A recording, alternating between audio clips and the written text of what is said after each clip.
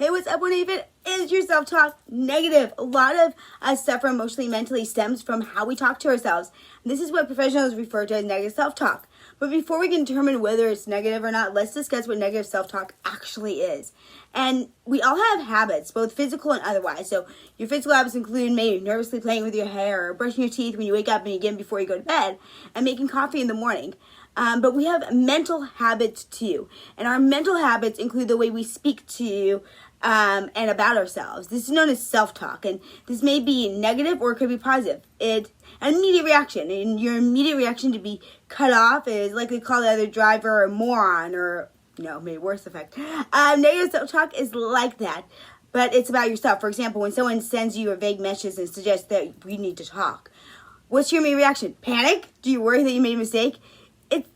It's really bad news, but you immediately respond negative. Oh, me, that's all the way. But that's just an example of negative self-talk might look like. Your self-talk is essentially the narrative that you are creating for yourself, much like authors do for a story. Your self-talk actually describes what's going on in your life, what it might mean, the actions you should take, what you should think about, what are you thinking about. Much like everything else in life, your self-talk is learned. More specifically, we learn form habits that dictate whether our self-talk is negative or positive. So is your self-talk negative? How can you tell whether your self-talk is negative or not? Well, here are some of the most common forms of self-talk. If any of these describe you, then there's a good chance that your self-talk is negative. So real quick, in case we haven't met before, my name is Jen Black, and your holistic empowerment coach, taking from a place stuck to authentic thriving through personal training, group fitness, life and transformation coaching, nutrition coaching, and educational stuff just like this. Because I know what it's like to be stuck and be caught up trying to in the weight loss game and not happy with myself and having bad stinky thinking. And so this is part 3 in my new series. Make sure you like, subscribe, follow, so every time I premiere a new one you get alerted. But let's really dive in here, because this is key. Until I got my self-talk right, my goodness, I could not, this was a game changer for me. I wish someone would have told me this a lot sooner in life. So here are some common ways that we have negative self-talk, and just so you know, yes, these did describe me at some point, and I still sometimes have to fight that tendency, but at least I know now what to do with them. So I'm not going to leave you hanging. Keep coming back for the series, because I'll tell you exactly how to negate these if you need them. So the first one, reading minds. This assumption that you understand what others think, despite possessing no evidence of it, right? We imagine inaccurately that we know what is going on inside their heads of others. This tends to be negative. We tend to imagine that people are judging us.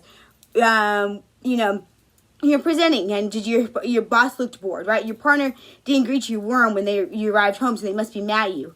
It's rarely based in reality. Minimalization, number 2. Minimalization is that you dismiss your positive qualities, traits, and strength.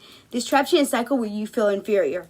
3, emotional reasoning. Do you make decisions based on your feelings? It shouldn't serve as evidence on how you proceed. Next, black and white. Life is filled with nuances. If you can't think in shades of gray, then you're setting yourself up for disappointment.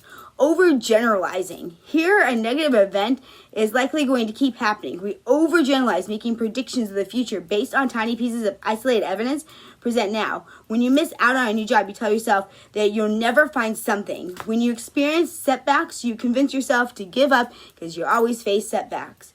We can magnify. Here's a flaw, and here is that magnifying glass, right? So we exaggerate it. It's into a catastrophizing. I'm so done with that word. You have a stomach ache. You immediately convince yourself that your appendix is going to rupture. You get someone's name wrong, and you panic that they're never going to speak to you again.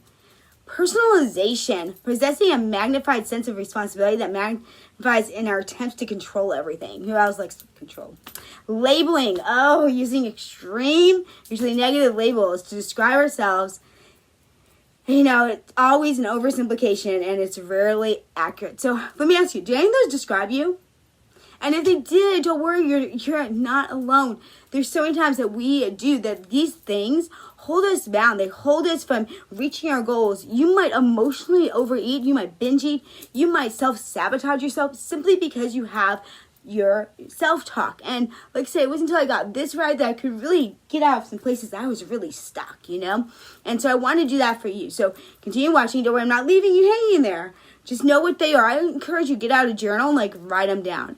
And if you haven't heard yet, I'm doing a 21-day mindfulness challenge. It's only $21, and I'll be going live in the morning and the evening doing guided meditation and mindfulness and really helping us take back our thoughts. We have us take control of our lives again and really be grounded with such trying times. I think this is the best thing I can offer everyone. So it's not something that you will ever see again. I'm giving you lifetime access to all the videos and everything after I do them live and all the materials and like a course, but I'll be going live. So come up on the screen here in a moment, but just go to 21daymind, so 21daymind.gojen.net and sign up. It starts Sunday the 9th, and then the 10th is really the first day one, and we go for 21 days. So by the end of the first week of September, you could be more grounded.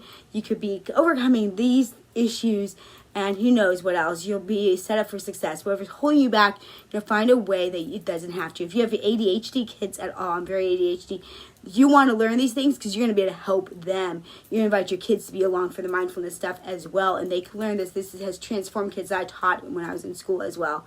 So anyway, in the comments, let me know, do you have negative self-talk? Let me know. I'm here live if you're with the premiere, and if you're not with the premiere, then I'll be popping back on. Let me know. Do you do any of those? I have the solution coming for you very, very soon in coming videos. So make sure you like, subscribe, follow. Let me know if you have any other questions about your fit journey, about the fit life, how I can support you on it. Be brave, be kind, live authentically, and always shine. Remember, you're just one habit away. Maybe the habit is identifying your negative self-talk and going and sign up for that mindfulness challenge. All right, I hope to see you on the inside, tribe. Thanks for watching.